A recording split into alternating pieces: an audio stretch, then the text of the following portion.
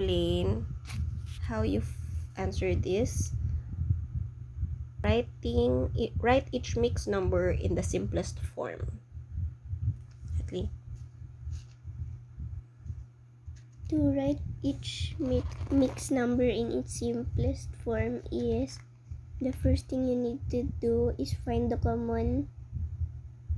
the lowest common multiple of the numerator and the denominator. Okay. The lowest common multiple is 2. Okay. And write 2 here.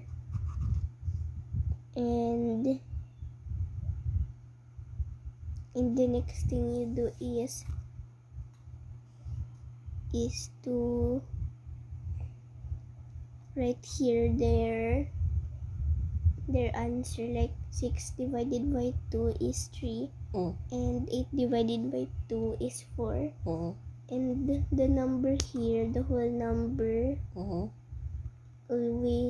always put that number here. That's it. Okay. How about here? The same thing. Okay. Yun na yung sagot. Okay. Alright. Thank you.